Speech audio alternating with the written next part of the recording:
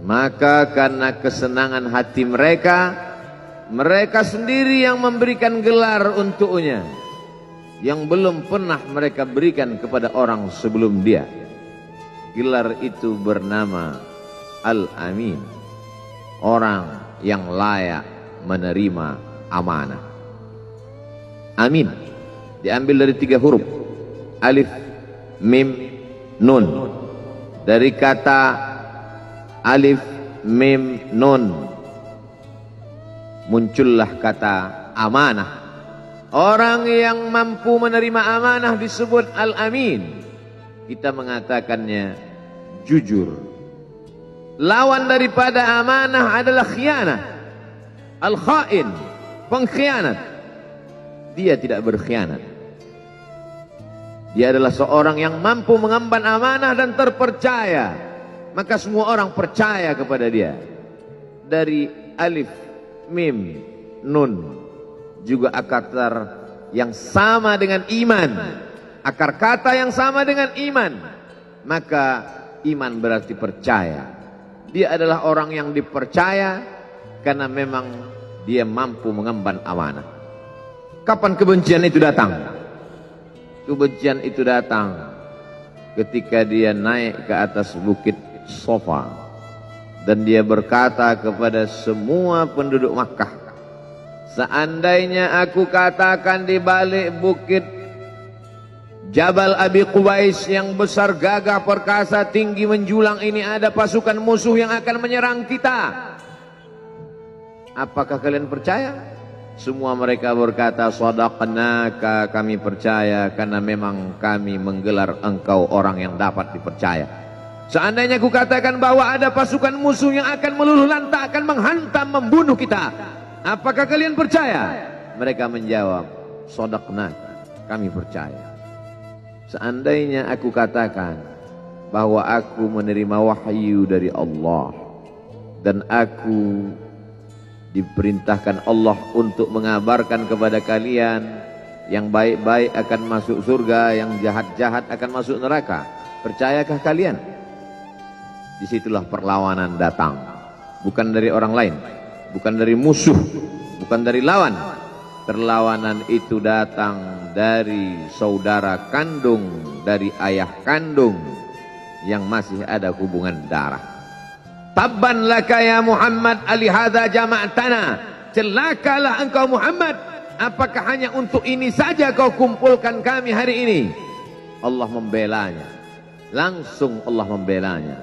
Dia tidak membela dirinya, tapi Allah mengatakan tabbat yada abi lahabi wa tabba ma aghna anhu maluhu, hartanya tak ada berguna, wa ma kasab, hasil usahanya tak mendatangkan manfaat, wa imra'atuhu hammalatal hatab, istrinya menjadi pembawa kayu bakar, simbol dari adu domba, kata-kata yang membuat menyakitkan hati yang dibawa oleh Ummu Jamil istri Abu Lahab untuk menyiksa, menjelekkan, membuli, menebarkan berita untuk membunuh karakter Sayyidina wa Maulana Muhammad sallallahu alaihi wasallam.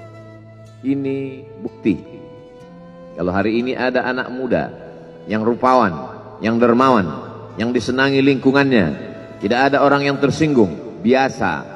Karena Nabi Muhammad SAW juga pernah mengalami hal itu. Tapi begitu kau katakan, aku tadi malam bermimpi bahwa aku mesti hijrah, meninggalkan komunitas peminum khamar, meninggalkan geng kita yang selama ini bicara tentang yang haram, maka disitulah mereka akan berkata, apakah hanya untuk ini saja kita berteman selama ini?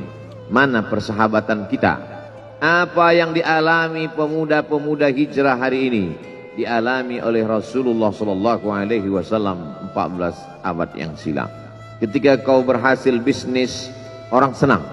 Ketika kau berhasil membina rumah tangga, tidak ada orang yang tersakiti. Ketika anakmu lucu-lucu dan kau berada di tengah mereka, tidak terusik kepentingan mereka, tidak terganggu ekonomi mereka, engkau adalah sahabat, engkau adalah teman setia. Tetapi ketika kau tidak ikut kemauan manusia, disitulah engkau sedang melantik dirimu sendiri menjadi musuh. Maka Allah kuatkan hatimu. Wa in tuti' aktsara man fil ardi, kalau kau ikut kebanyakan orang di atas muka bumi, yudilluka an sabilillah, mereka hanya akan menyesatkan engkau dari jalan Allah Subhanahu wa taala. Tapi api itu tidak pernah padam. Kalau dia padam, maka berakhirlah dakwah Islam. Dia terus bergelora, dia terus menyala, dia terus membakar kemunafikan, membakar kemusyrikan, sampai akhirnya embargo pun tiba. Jangan ada yang mau bergabung dengan kelompok Muhammad sallallahu alaihi wasallam. Jangan ada yang mau berkirim makanan, jangan ada yang mau berdagang, jangan ada yang mau menjalin transaksi. Mereka ingin membunuh secara perlahan-lahan. Jangan beli produknya, jangan duduk bersamanya, jangan berteman dengan dia. Kenapa kamu mau berfoto dengan dia? Kenapa kamu mau bergambar dengan dia? Kenapa kamu masih mau mendengar ceramah dia? Adakah orang yang mengalami hal itu hari ini? Adakah ketakutan-ketakutan dari hamba Allah yang mengatakan Allahu Akbar, Allah Maha Besar, tapi takut ditinggalkan kawan, cemas ditinggalkan sahabat? Maka itu pernah terjadi pada kelompok Sayyidina wa Maulana Muhammad sallallahu alaihi wasallam. Kalau pembunuhan karakter tidak berhasil, maka ada yang lebih dahsyat daripada itu. Mereka tawarkan dunia beserta isinya. Wallahi, demi Allah wahai paman, demi Allah wahai Abu Talib, law wada'u syamsa fi yamini wal qamara fi yasari, andai mereka letakkan matahari di tangan kananku, bulan di tangan kiriku, ala an atruka hadzal amr, supaya aku tinggalkan dakwah ini, aku tidak akan meninggalkannya. Bujuk rayu mulai tiba. Itu terjadi pada diri Nabi Muhammad sallallahu alaihi wasallam. Kalau kau tidak mempan dimusuhi, kalau kau tidak mempan dirangkul, kau akan dipukul.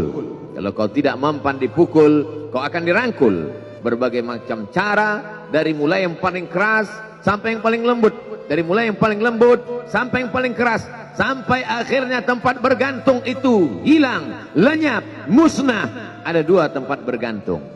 Saudara kandung ayah Abu Talib. Mereka tidak mengusiknya karena dia keponakan Abu Talib. Abu Talib anak Abdul Muttalib, Abdul Muttalib anak Hashim, Hashim anak Abdi Manaf, Abdi Manaf anak Qusay, Qusaylah pendiri Darun Nadwah. Mereka keturunan darah mulia dari Adnan. Adnan menerima tetesan darah dari Ismail. Ismail anak kandung Ibrahim alaihissalam. Jangan ganggu dia, karena dia keponakan Abu Talib. Masih ada backing. Tapi Allah ingin agar hati itu tidak bergantung kepada manusia. Dia buat Abu Talib meninggal dunia. Masih ada lagi tempat bergantung. Dia yang dulu ketika kedinginan datang, dia yang menyelimuti. Yang dulu ketika ketakutan datang, dia yang menenangkan. Dia datang menemui Waraqah ibnu Naufal. Waraqah berkata, namus, malaikat yang pernah datang kepada Ibrahim, yang pernah datang kepada Musa, yang pernah datang kepada Isa, sekarang dia datang kepada suamimu. Katakanlah, jangan takut, jangan cemas. Kalau nanti sampai masanya dia akan diusir dari kampung halamannya, aku orang pertama yang akan membelanya. Karena begitu yang kutemukan dalam kitab-kitab suci yang kubaca, kata Waraqah bin Naufal. Hari itu juga tempat bergantung itu patah. Khadijah menghadap Allah Subhanahu wa ta'ala. Tak lagi ada makhluk tempat bergantung. Tak ada lagi ranting tempat berhinggap. Tak ada lagi batang kayu tempat berpegang. Allah ingin agar engkau berserah hanya kepada Dia saja. Tidak ada makhluk. Bersandar kepada makhluk akan kecewa. Bersandar pada kayu yang rindang akan tumbang. Bersandar kepada benda akan binasa. Bersandar